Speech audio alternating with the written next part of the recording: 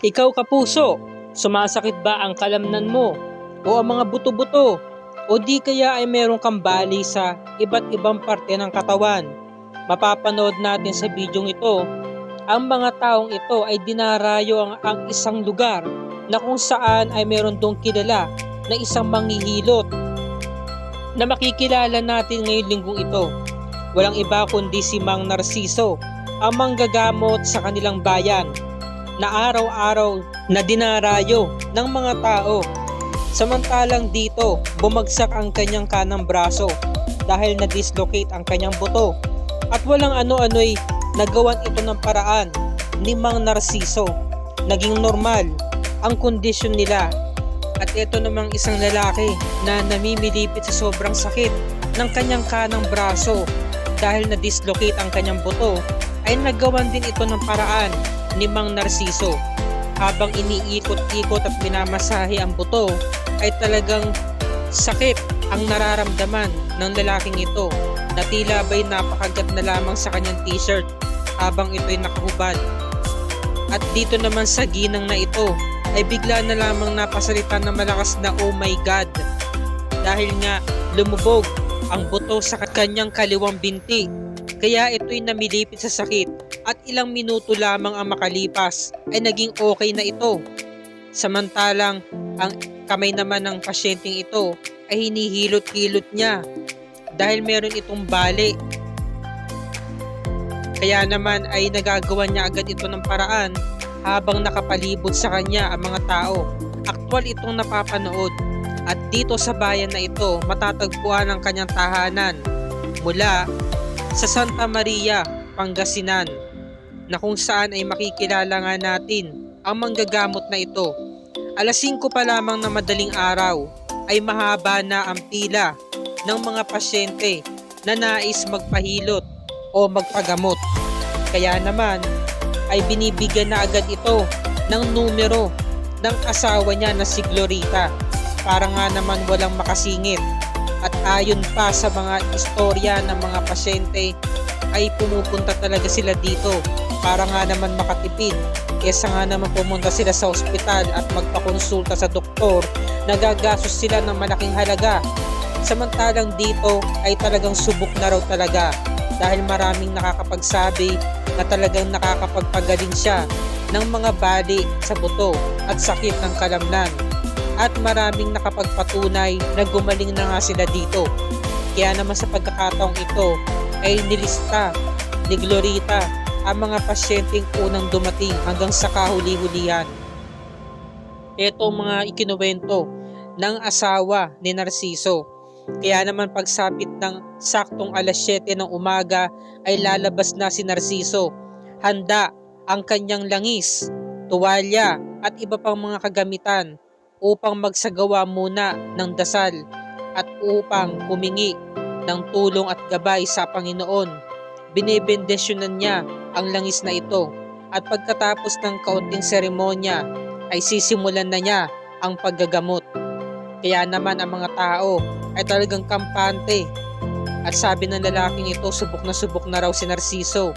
At ang sabi naman ng ginang na ito ay naka-6 na session na daw siya at okay na daw ang kanyang pakiramdam.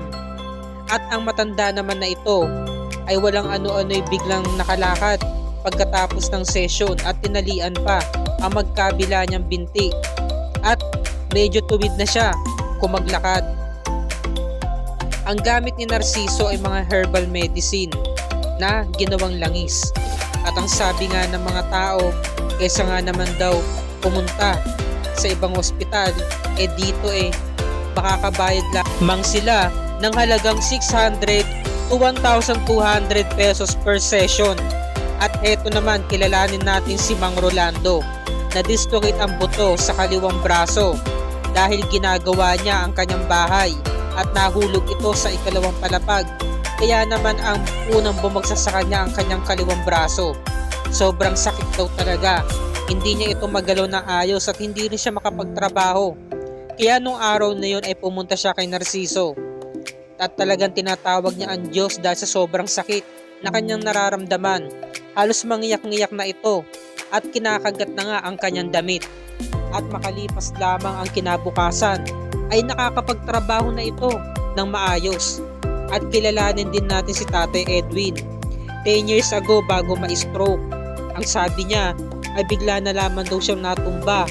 Nung pagka-check up niya daw sa doktor ay dito napagtanto na stroke na raw pala yun.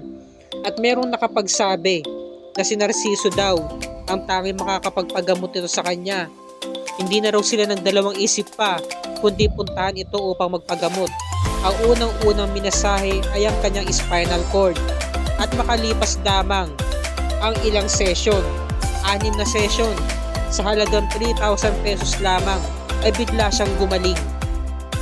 Kaya simula noon ay lagi na siyang nakakapag-ehersisyo sa tuwing umaga. Nakakapag-jogging pa nga si Tatay Edwin. At nito lamang nakarang taon, ang asawa naman niyang si Nanay Violeta ang na-stroke. Sa ngayon ay 3 months na siyang nagpapagaling at nagkakaroon ng session kay Mang Narciso. Kwento naman ni Nanay Violeta, gumagaan daw talaga ang kanyang pakiramdam kapag siya nagpapahilot kay Mang Narciso. Samantala dumako naman tayo dito kay Nathaniel. Naglalaro lamang daw ito nang bigla na lamang nagkaroon ng problema sa kanyang kaliwang braso dahil na-dislocate din ang buto nito. At habang hinihilot ito ni Mang Narciso ay bigla na lamang napapaiyak ang bata dahil nga sa sobrang rupok ng buto nito dahil ito'y bata pa. Nang sumunod na araw ay kinamusta ni Narciso ang kalagayan ng bata. Ang sabi ng bata ay wala na raw siyang nararamdaman kahit anumang sakit. At ang sabi ng kanyang ina ay medyo na raw nagagalaw ng anak niyang si Nathaniel ang kanyang braso. Si Mang Narciso ay dating OFW sa bansang Dubai. Ngunit paghihilot, masahe at pagdidislocate at disalign ang kanyang inaral nang umuwi siya ng Pilipinas dahil meron nakapagturo sa kanya na dati niyang katrabaho tungkol sa paghihilot. Dito raw siya natuto. Kaya noong umuwi siya ng Pilipinas ay nag-aral siya sa TESDA ng Massage Therapy and Hilot Wellness. Sa 297 na estudyante, siya daw ang pinaka-valedictorian dahil siya daw ang nangunguna. Kaya naman ay pinagpatuloy niya na ang profession na ito dahil isa na siyang license na massage therapist. Kaya naman ay ginawa na nila itong negosyo sa kanilang mismong tahanan. At araw-araw na nga siyang pinupuntahan o dinarayo ng mga tao. At kwento pa nga ni Tatay Narciso, 200 pesos pa nga ang singil niya noon sa whole body massage at 500 pesos naman pagdating sa mga bali. Pero nung nagtagal-tagal na ay tumaas na raw ang kanyang presyo at ito ngay nagsimula na sa 600 pesos hanggang 1,200 per session. Ang mga kagamitan na kanyang ginagamit ay maituturing talaga na meron itong analgesic effect na talaga nga namang napakasarap sa pakiramdam kapag ikaw ay hinihilot, at nakakatulong din ito sa anti-inflammatory at antibacterial kapag hinihilot ni Tatay Narciso ang kanyang mga pasyente. Ito ang dagdag mismo ni Doktora.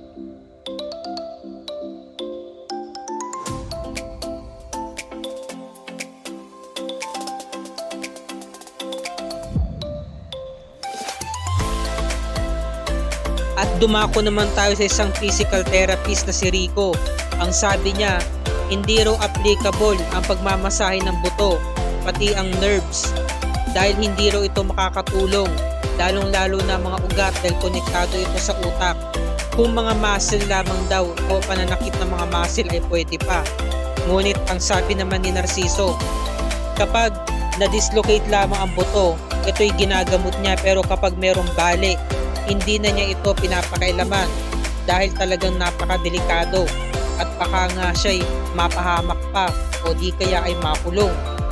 Kaya naman ang mga tao ay patuloy pa rin talaga na nagpapagamot sa kanya.